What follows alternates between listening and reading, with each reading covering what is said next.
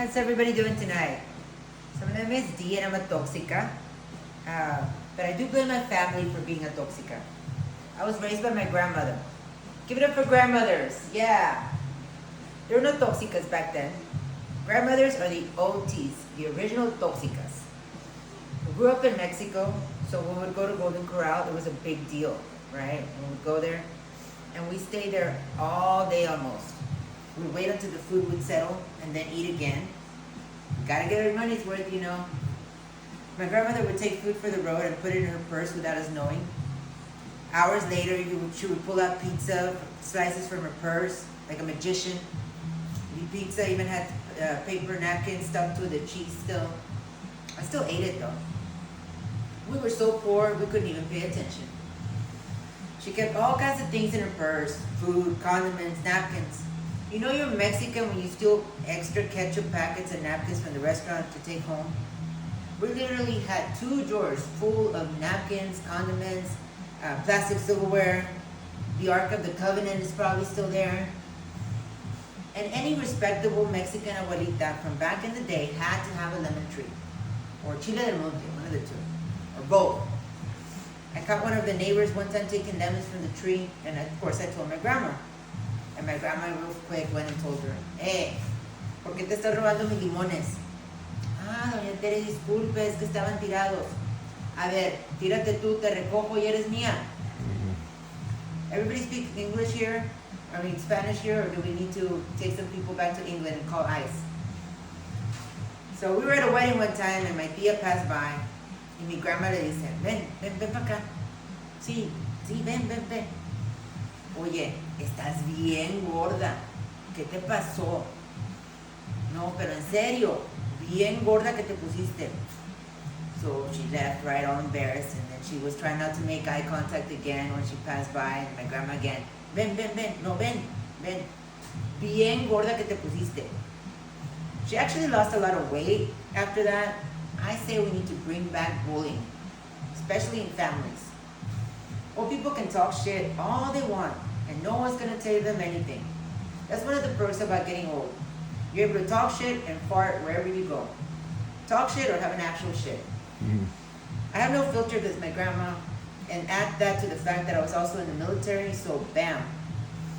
I remember coming back from the military and my mom dragged me to her hair appointment at the salon, and I sat there all bored, and I noticed a kid was getting their hair braided, and the kid was with their dad. So I asked the hairdresser from across the room, ¿cuánto me cobra por hacerme las trenzas como ella?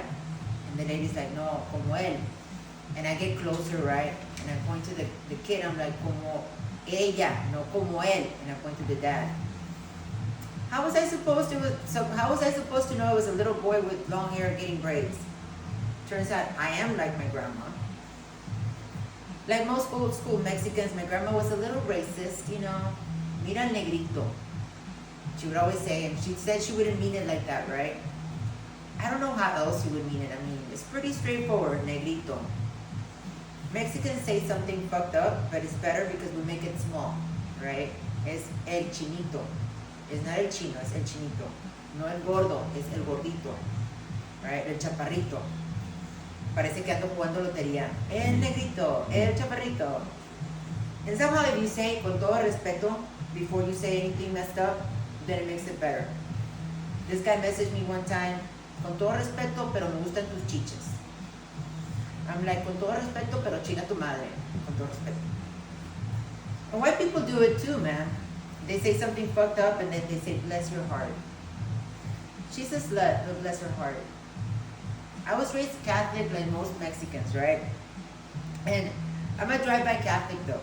I drive by the Basilica on the side of the expressway and I do the sign of the cross, you know, I drive by.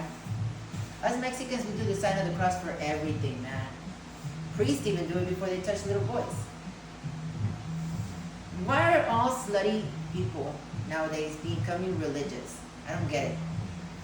I went out with a guy one time that he would pray before every meal, and I thought that was sweet, right? Little did I know he actually was in a gangbang. Like, bro, let's just skip the prayer before every meal. You already had the whole menu. Some people try to tell you, oh, but people change. Yeah, I can believe people change, but I sure as hell ain't fucking them. So the praying before every meal gangbang guy also tried to ask me for money. I know. He was having issues with his child support, and I told him, I'm like, well, you're an influencer. Basically means you're unemployed, right?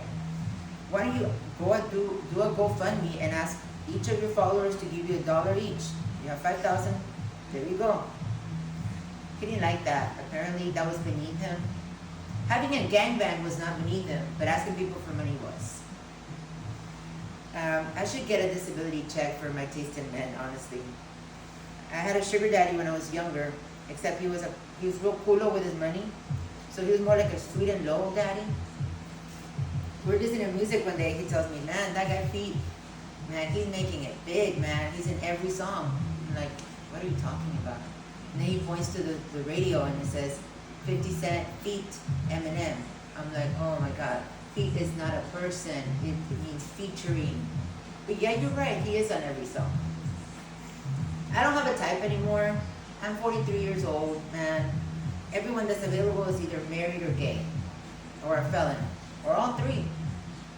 I told this guy I worked in mental health, and he quickly told me, he's like, oh, can you read me? Like, what do you see in me? I'm like, dude, I'm not a psychic. I work in mental health. I'm a counselor. But okay, I'll play along. I bet you've been arrested before. He's like, how did you know? Well, we're sitting in a bar in San Juan. I'm sure everybody here's been arrested before. My boyfriend's been in prison before too. And he's from Houston, so he speaks a lot of jive. He told me one day that his homeboy was upset because his baby mama was out there tooting. And I thought, like, toot, like a conductor of some sort? Nope, wrong. Apparently, she was prostituting. So, still blowing the whistle, but on a different train. I try to introduce him to my family, and everyone in my family speaks very strong accent, right? Spanish accent. And then my aunt started talking about throwing a party. And he said, no voy a hacer una fiesta, Carlitos, porque va para Yale. He's all serious, like, oh, I'm so sorry to hear that. Dispense, señora. ¿Cuántos años le van a dar? ¿Va a ir al TDC o para el Feds? Babe, no, he's going to go to Yale, to college. Oh, my bad. But yeah, I'm a toxica, but hold on.